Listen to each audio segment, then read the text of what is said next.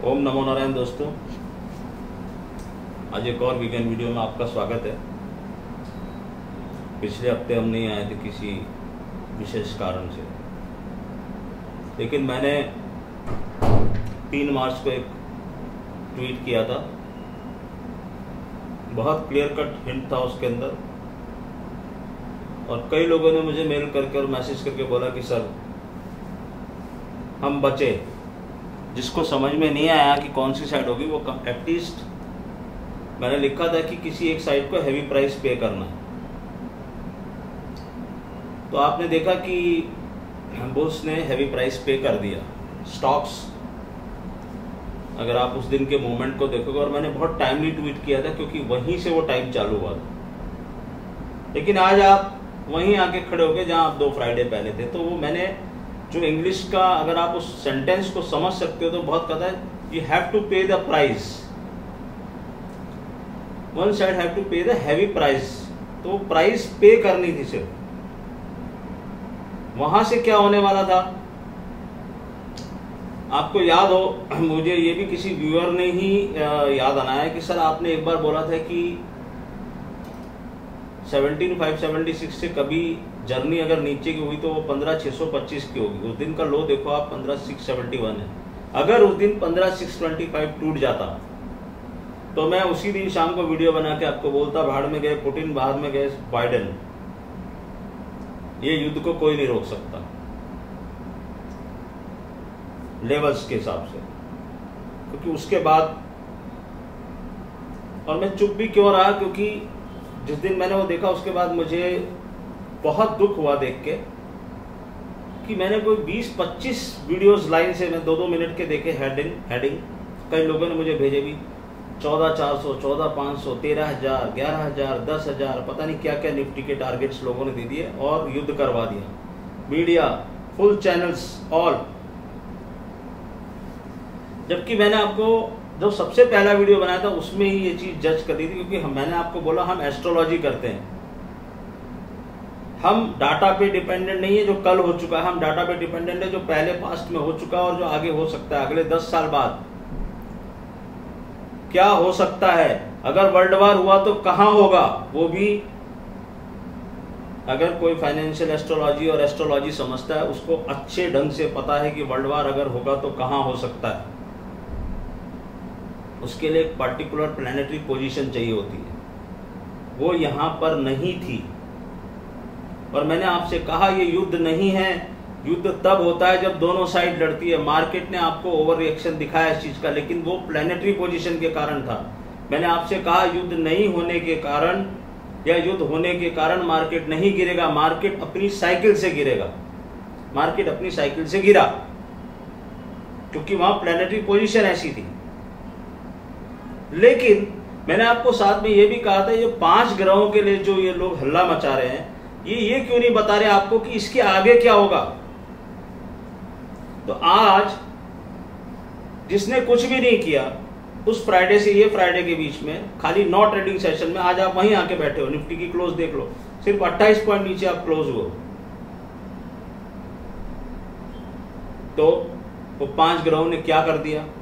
और मैंने आपको हमेशा कहा है कि अगर वो ह्यूमन लाइफ, आप मेरी चीजों को डायरेक्ट डॉट्स को कनेक्ट करो पुरानी वीडियोस कि प्लैनेट्स अगर ह्यूमन लाइफ की तरफ जा रहे हैं, जैसे कि वहां पर ह्यूमन लाइफ का और बिल्डिंग मटेरियल का बहुत नुकसान हुआ है, बिल्डिंगों की बिल्डिंगें उड़ा दी वहां पे उन्होंने।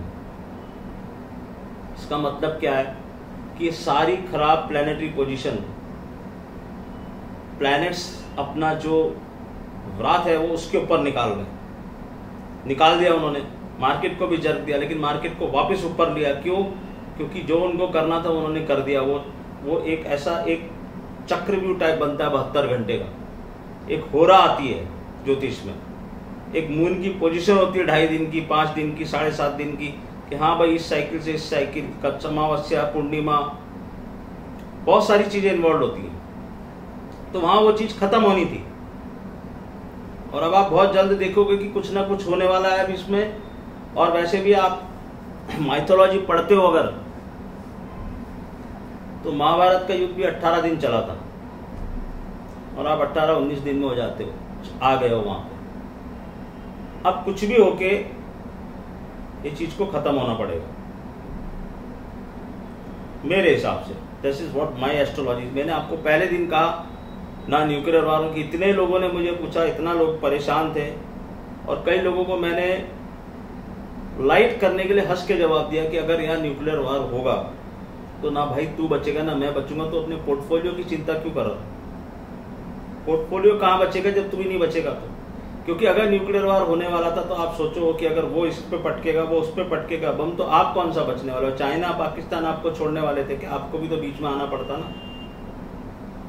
लेकिन वैसा परिस्थिति नहीं है, न थी, और ये इन्वेजन है, युद्ध है ही नहीं, क्योंकि दूसरी तरफ से कोई लड़ ही नहीं रहा। वो खाली एक तरफ उसको, एक साइड दूसरी साइड को मार रही थी, वो मरते चले गए, और इसमें वेस्टेड इंटरेस्ट है। गोल्ड में, सिल्वर में, क्रूड में, निकल में पोजीशंस बनाई गई हैं बड़े लोगों द्वारा।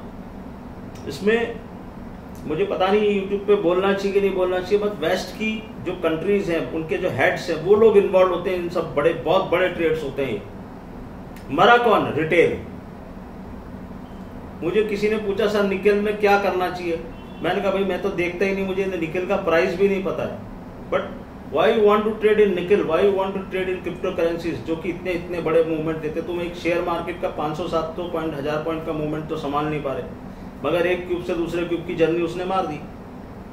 वो मारनी थी, और मारनी क्यों थी? युद्ध एक बहाना था। आप ओवर वैल्यूड थे, जो मैं आपको दिवाली से समझा रहा हूं। 19 अक्टूबर को जो हाई लगा, वहां से मैं आपको ये समझा रहा हूं कि ये ओवर वैल्यू चीजें हैं। ओवर वैल्यूड थे, आ गए आप फेयर वैल्यूएशन पे। तो ये होना ही था। युद्ध नहीं होता तो कुछ और होता।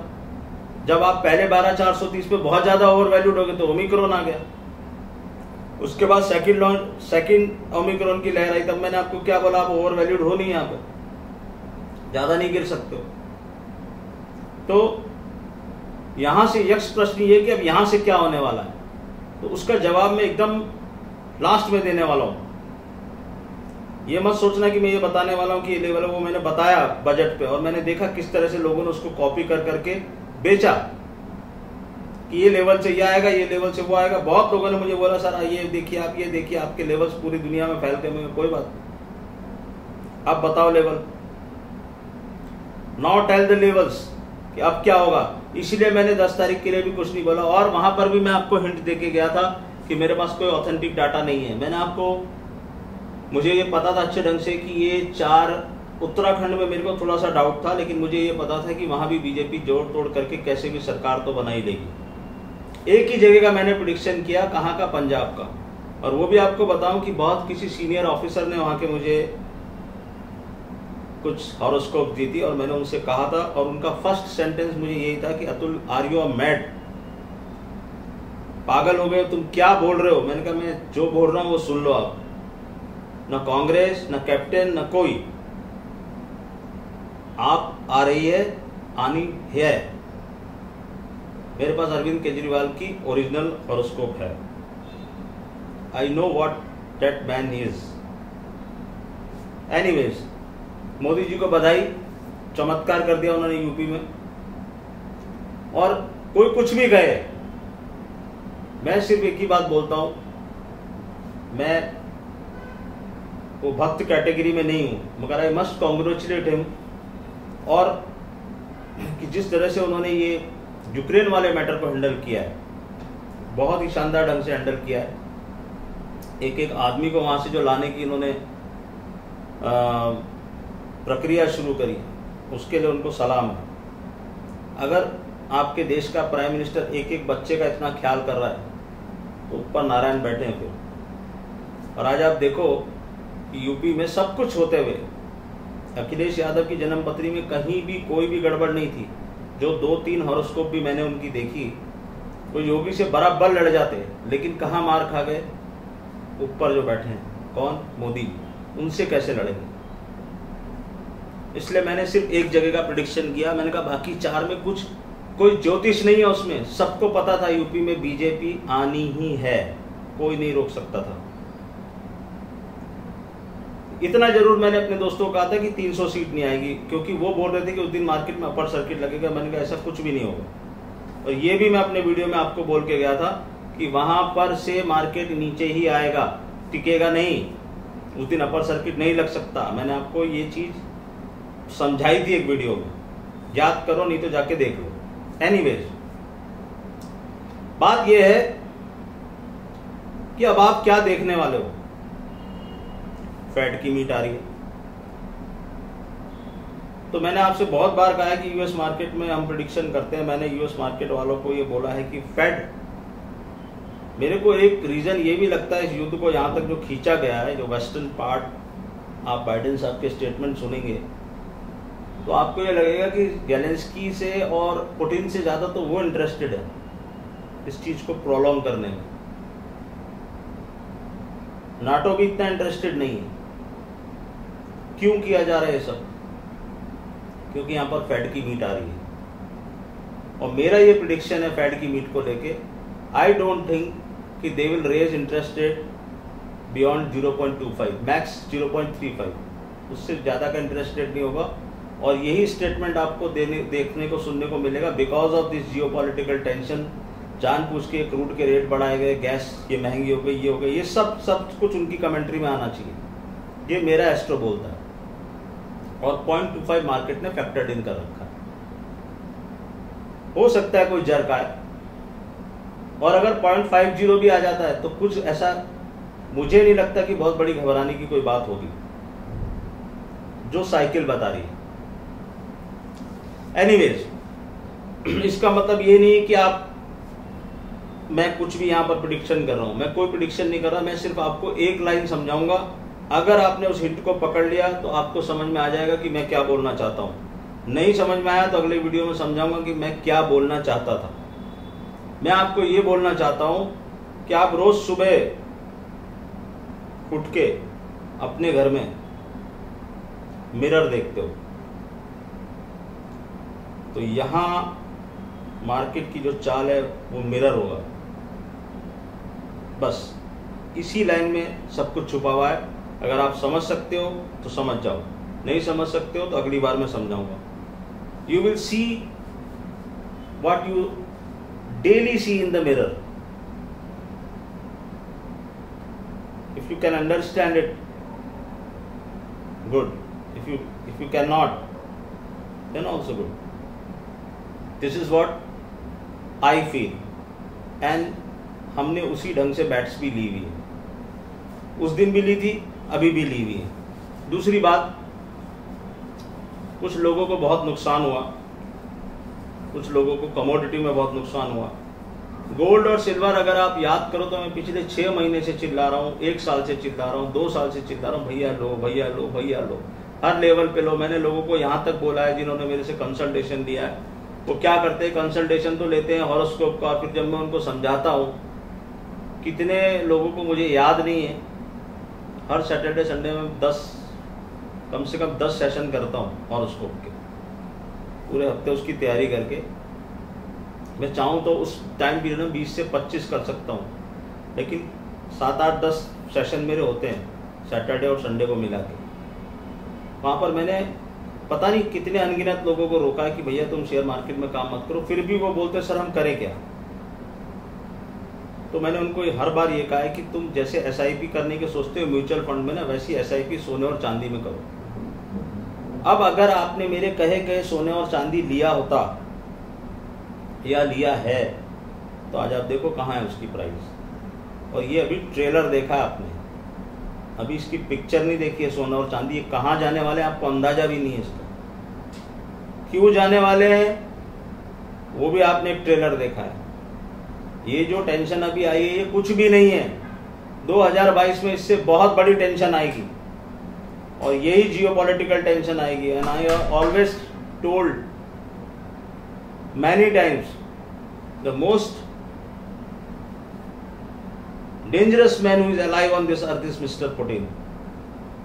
वो जो कर सकता है, वो जो सोच सकते हैं, वो कोई नहीं सोच सकता। ना बाइडेन, ना किम जोंग, ना जिनपिंग का खाली नाम खराब कर रखा लोगों ने। मैं एस्ट्रोलॉजिकल बात कर रहा हूँ, वो भी कुछ बहुत अच्छे आदमी नहीं है, क्योंकि वो वायरस और वो सब फैला रहे दुनिया में। लेकिन अगर इस दुनिया में कुछ होना है खतरनाक अगले 10 साल में, उसके लिए पुतिन जिम्मेदार होंगे। ये याद रखना मेरी बात। उनका भी डाटा मेरे पास है। I know what capability that man has. और मेरे हिसाब से वो कुछ भी गलत नहीं कर रहे थे अभी। वो अपने एक पार्ट को अंदर ले रहे थे और बहुत सारी चीजें इसके अंदर हैं जियोपॉलिटिकल छुपी हुई। वहाँ बायो वेपन्स बन रहे थे, रशिया के खात्मे की तैयारी हो रही थी और रशिया की जो एजेंसी है उसको ये बात पता चल चुकी थी और उन्होंने ये सब किया है। ये आप इसको ऐसे देखते हो कि वो यूक्रेन के अंदर घुस के कुछ करना चाह रहे थे। वो यूक्रेन के अंदर घुस के कुछ नहीं करना चाह रहे थे, वो सिर्फ अपने आप को प्रोटेक्ट कर रहे थे। और ये बात वेस्टर्न कंट्रीज को भी समझती है कि पुतिन को ये बात पता चल गई है और समय आने पे वो आपको दिखाएंगे, उसके प्रूफ भी आपके सामने आएंगे कि why he has attacked Ukraine. It is not कि he wants something from the Ukraine. वो अपने आप को बचाने आया था और वो उसने कर दिया। अब कुछ नहीं होने वाला उसमें आगे। He has done his part. जो डिस्ट्रक्शन करना था वो कर चुके हैं और उन्होंने चुन चुन के डिस्ट्रक्शन किया है। जो उनके खिलाफ साजिश रची जा रही थी, मतलब जैसे मोदी जी ने वहां पर सर्जिकल स्ट्राइक कराया था, इंदिरा गांधी ने ऑपरेशन ब्लू स्टार कराया था। क्यों कराया था? अपने आप को बचाने के लिए कराया। वही यहां पर पुतिन ने किया। ये बात आपके सामने आएगी। मैं बहुत अलग ढंग से इन सब चीजों को देखता हूं। कुछ लोगों को मेरी बात अतरंगी लगती है, लगने दो, लेकिन हकीकत ये है।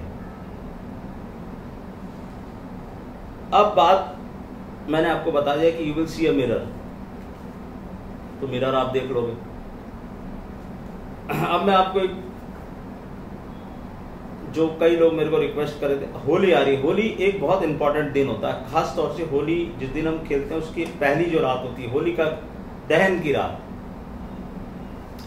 होली का दहन जो है ना, वो बहुत ही इंपॉर्टेंट चीज है। अब मैं उसमें आपको बता रहा हूं कि जो होली जलती है,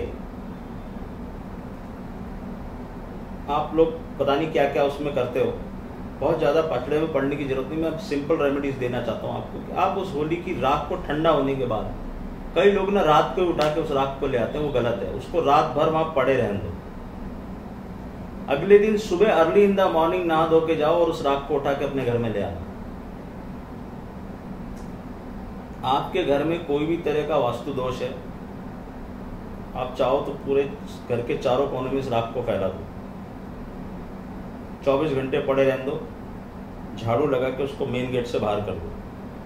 किसी भी तरह की नेगेटिव एनर्जी आपके घर में है वो बाहर ले जाएगा। अगर आपके घर में कोई बीमार है, उसको राख चटा दो, माथे पे तिलक लगा दो। ऐसा आप कंटिन्यूस 21 दिन तक कर सकते हो, 11 दिन तक कर सकते हो। आपको फर्क पड़ना शुरू हो जाएगा। आपको कंटिन्यूस नुकसान हो रहा है, आप उस राख को उठा के अपनी तिजोरी में रख दो। आपकी दुकान में काम नहीं चल रहा है, आप उस राख को उठा के पोटली बना के अपनी दुकान पे टांग दो अगली होली तक। You will C and feel the difference. Last and the least, कोई ऐसी मुसीबत है आपकी जिंदगी में जिसका कोई सॉल्यूशन आपको नहीं मिल रहा, ना कोई ज्योतिष निकाल पा रहा है, ना कुछ निकाल पा रहा है।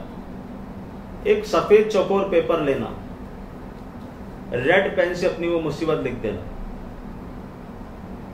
उसको फोल्ड करना, होली का दहन के समय वहां जाके चुपचाप खड़े हो जाना, कोई आपको रोकना टोकना नहीं चाहिए। उस कागज को होली का दहन में डाल देना, रेड पेन से व्हाइट पेपर पे अपनी मुसीबत को लिख के होली का दहन की जलती हुई होली में डाल देना। 7 परिक्रमा करके हाथ जोड़ के घर पे वापस आ जाना। अगली होली से पहले अगर आपकी भाव और श्रद्धा अच्छी रही और बाकी प्लैनेटरी सिचुएशन अच्छी रही, एक टोटका है, तो आपका काम हो जाएगा। इसको और ज्यादा प्रभावी बनाना है तो होली का दहन से एक रात पहले लिख के रखना, शहद में डुबो देना पूरे पेपर को। प्रॉब्लम क्या है कि वो 1 आध घंटे शहद में रहना चाहिए, नहीं तो वो गलना शुरू हो जाएगा। गलना नहीं चाहिए। अगले दिन उसको लो, फिर किसी कपड़े में या प्लास्टिक में लपेटो, वहां जाके उसको एज इट इज डालो, जॉब डन। और कुछ करने की जरूरत नहीं है। आप अगर आपका बच्चा या आपके घर में कोई नज़र दोष से पीड़ित है, सिंपल राई लून नमक 7 बार उतारो, होलिका दहन में डालो, you will feel the difference. ये सब आप होली के ऊपर कर सकते हो। सिंपलेस्ट चीजें बता रहा हूं। और होलिका दहन की रात जो भी आप डेली पूजा करते हो, नहा धो के होलिका दहन होने के बाद आसन पे बैठ जाना, कुछ नहीं कर सकते हो, 7 बार हनुमान चालीसा पढ़ लेना। तो बोलना हनुमान जी महाराज को, मैं ये तकलीफ से घिरा हुआ हूं, कर्जा है अगर आपके ऊपर, this is the best remedy. ऐसा नहीं कि सारा कर्जा उतर जाएगा, ये कहीं नहीं बोल रहा मैं, लेकिन फर्क पड़ना शुरू हो जाएगा, कोई ना कोई गेट खुलना शुरू हो जाएगा अगर आपकी भाव और श्रद्धा अच्छी रही तो। उसके साथ आप दूसरी भी चीजें मेंटेन करनी पड़ेंगी आपको। और होलिका दहन के दिन, होलिका जलने के बाद का जो समय होता है, आप एक कोई मिठाई या एक पत्तल में डोने में, या कोई दही बड़ा पूरा ऐसा बना के, जैसे आप किसी को सर्व कर रहे हो, रात को जाके पीपल के पेड़ के नीचे रख दो, पीछे मुड़ के नहीं देखना, कुछ नहीं करना, वहां खड़े होना 2 मिनट, हाथ जोड़ना। अगर आपको किसी भी तरह का पितृदोष है आपके घर में, डन, पितरों को अर्पित कर दो। दोबारा उसको देखने मत जाना, क्या हुआ, किसने खाया, क्या किया। अपनी बिल्डिंग में कहीं कर रहे हो तो सोच लेना कि दोबारा उस चीज को देखने नहीं जाना है, और रखते ही वहां से चुपचाप घर आके हाथ पैर धो लेना।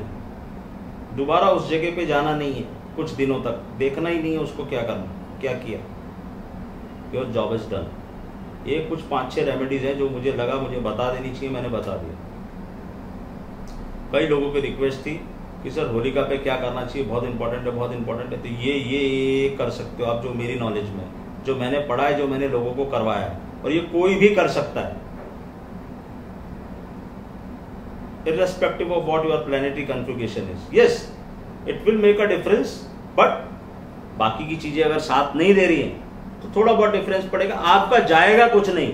फायदा हुआ याद करना, दुआ देना अपने इस भाई को, बच्चे को, दोस्त को।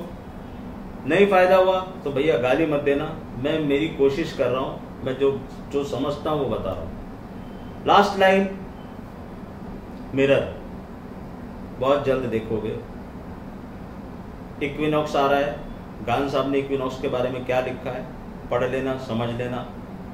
24 मार्च 23 मार्च इज द इक्विनॉक्स डेट। क्या होता है, बड़ा इंटरेस्टिंग है, वहां देखना वहां पर क्या होता है, बहुत ही इंटरेस्टिंग है ये देखना। इस साल का हाई बनना बाकी है, इस साल का लो बनना बाकी है। यूक्रेन युद्ध नहीं आगे बढ़ेगा, मेरे हिसाब से न्यूक्लियर वार नहीं होगा, और अगर हो गया तो फिर आप मुझे देख नहीं पाओगे, मैं आपको देख नहीं पाऊंगा। भूल जाना कि मैंने कुछ बोला था, मेरे हिसाब से नहीं होगा। बाकी की स्टोरी मैंने सारी आपको बताई जो मुझे समझ में आती है। अमेरिकन मार्केट, फेड, मेरे को नहीं लगता 0.25 से ऊपर कुछ करने वाला है। अगर करने वाला है देख लेंगे, देखते क्या करता है, बट मुझे जो समझ में आता है वो ये है। और there is a life beyond all this events, ये याद रखना। हर रात की सुबह है। आप इंडियन ग्रोथ स्टोरी को समझने की कोशिश करो। ये सेमीफाइनल था, यहां से पूरी दुनिया को ये समझ में आ रहा है कि इंडिया में एक स्टेबल गवर्नमेंट हमेशा रहने वाली है। क्यों? मोदी जी जब तक हैं वो संन्यास नहीं लेते जब तक राजनीति से, कौन रोकने वाला हो? 2024 की बात नहीं कर रहा मैं अभी, यहां से 2024 तक जो लोग देखेंगे वो बात कर रहा हूं। लास्ट एंड द लीस्ट, आप शेयर मार्केट से कनेक्टेड हो, आपको एक बात समझनी पड़ेगी, शेयर टॉप पे जाता है, शेयर बॉटम पे जाता है। एक ही समय में ऐसा होता है कि एक शेयर टॉप पे जा रहा है, एक शेयर बॉटम पे जा रहा है। This is exactly the story of BJP and Congress. जब तक कोई चीज बॉटम नहीं बनाएगी तब तक वो ऊपर नहीं आएगी, और जब तक कोई चीज टॉप पे नहीं जाएगी तब तक वो नीचे नहीं आएगी। तो you can understand what I am saying. This is Modi ji, he is reaching towards top. This is Congress, this is BJP, this is Congress. Congress is going towards bottom. ये ऐसे जा रहा है। पहले ये कैसे था? Indira Gandhi was on the top, BJP was on the 2 seats. Congress still अभी भी 40 सीट पे, लोकसभा की बात कर रहा हूं। तो वहां वो थी, 2 जने थे सिर्फ, कौन? अटल बिहारी वाजपेयी और लाल कृष्ण आडवाणी। वो 2 सीट से वो यहाँ ऐसे ऐसे ऐसे करके यहाँ 300 सीटों की तरफ बढ़ रहे हैं, और ये वो 300 सीटों से 2 सीटों की तरफ बढ़ रहे हैं। समझ गए बात? तो ये टॉप बनेगा या बॉटम बनेगा, आगे की साइकिल समझा रहा हूं। फिर क्या होगा? इस सृष्टि का नियम है, मेरा नहीं है। सीसॉ, जब तक ये बॉटम पे नहीं जाएंगे, लोग हंसते हैं, अरे यार ये नहीं जीत पा। अरे उनको बॉटम बनाना है, तो बॉटम कैसे बनेगा? हर जगह से जब हट जाएंगे तभी बॉटम बनेगा ना, और ये हर जगह जीतते जाएंगे तो ही टॉप बनेगा ना। सिंपल है, समझ सकते हो तो समझ लो। इसलिए अगर आप ये सोच, किसी भी कैंप के बारे में मैं कुछ नहीं बोल रहा, मैं आपको सिंपल साइकिल समझा रहा हूं, क्योंकि शेयर मार्केट से रिलेटेड बहुत लोग ये वीडियो देखते हैं। This is top, this is bottom, when it will go to bottom it will come to top, and it will go to top then it will come to the bottom. This is the cycle. And अगर नहीं है तो 70 साल की history उठा के देख लो। That's it. Mirror याद रखना। ओम नमो नारायण।